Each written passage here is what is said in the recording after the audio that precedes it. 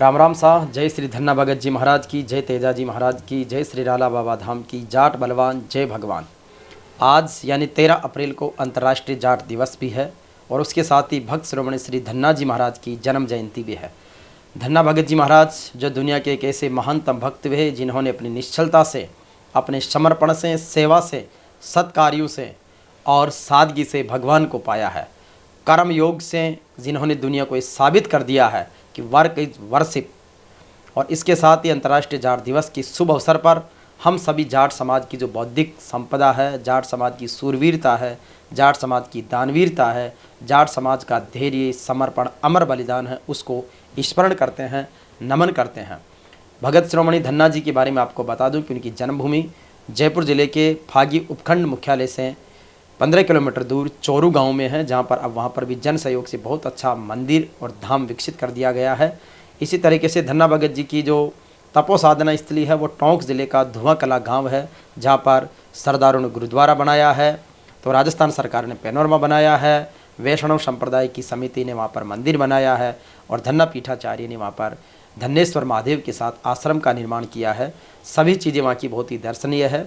इसके साथ ही धन्ना भगत जी का जोधपुर जिले की लोणावास भाकर में बहुत सुंदर मंदिर है और उसके साथ ही देवालय के साथ पुस्तकालय की अवधारणा को स्वीकार करते हुए उन्होंने लाइब्रेरी भी शुरू की है और बहुत ही सुंदर उन्होंने कार्य किया है। इसी तरीके से धन्ना भगत जी के नाम से त्रिवेणी धाम शाहपुरा में धन्ना भगत जी जाट धर्मशाला है, जहाँ पर धन्ना जी की प्रतिमा है और बहुत ही सुंदर वहाँ भी व्यवस्थाएं हैं। इसके अलावा जोधपुर शहर में श्री धन्ना भगत शिक्षण संस्थान है, जहाँ पर धन्ना भगत रूपी एक संत वहाँ पर विराजते हैं।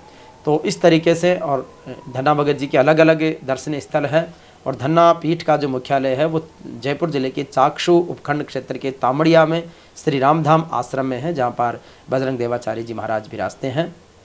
धन्ना भगत जी की जीवनी को लेकर पुस्तकों का प्रकाशन भी हुआ है, लेकिन बहुत कम हो पाया है। इसके साथ ही हम जेवीपी मीडिया ग्रुप की तरफ से कई बार उनके वीडियोज हमने बनाए हैं, कुछ डॉक्यूमेंट्रीज बनाई है। अब बड़े स्तर पर उनके लिए बहुत व्यवस्थित रूप से वेब सीरीज़ का निर्माण करने का भी हमारा संकल्प है। साथ ही धन्ना जी की एक अधिकृत पुस्तक जो पाठ्यक्रम में शामिल हो सके, लाइब्रेरीज़ के लिए, अकादमी के लिए स्थापित हो सके, उस तरीके पर हम लगातार प्रयासरत हैं और काम कर रहे हैं। साथ ही धन्ना भगत जी और तेजा जी के अन्नदान अभियान के रूप में जो जगत प्रतिष्ठापित किया कोरोना काल में, वो हमारे एडीएम सुखराम जी खोकर साहब थे, जिन्होंने टोंक एडीएम रहते हुए तेजा जी धन्ना भगत अन्नदान अभियान चलाया और उसके माध्यम से ज़रूरतमंदों तक खाद्य सामग्री पहुंचाना सरकार के साथ सुनिश्चित किया गया। जाट समाज में जन्म लेकर धन्ना भगत जी ने हमारा गौरव बढ़ाया है। यूँ तो संत किसी जाति, समाज या धर्म के नहीं होते, वो सार्वजनिक संपदा ही होती है, वो पूरे जगत को का मार्ग प्रशस्त करते हैं। आज अंतर्राष्ट्रीय जाट दिवस है, उस अवसर पर मैं निवेदन करना चाहूँगा कि जाट समाज न्याय के लिए, सत्य के लिए, ईमानदारी के लिए, कर्तव्य निष्ठा के लिए समर्पित रहा है। हमारा प्रेम, सद्भाव, हमारी सेवा और समर्पण लोगों के लिए मिसाल बने। हम सबको साथ लेकर सबके साथ न्याय की भावना से, समानता की भावना से आगे बढ़ें, क्योंकि जो भारतीय संविधान है उसकी जो आत्मा है, उद्देशिका, उसका समावेश जाट समाज के डीएनए में शुरू से ही है। हम संविधान को, कानून को, विज्ञान को मानने वाले लोग हैं और इसीलिए हम पाखंड से दूर रहकर कर्मयोग पर आगे बढ़ते हैं।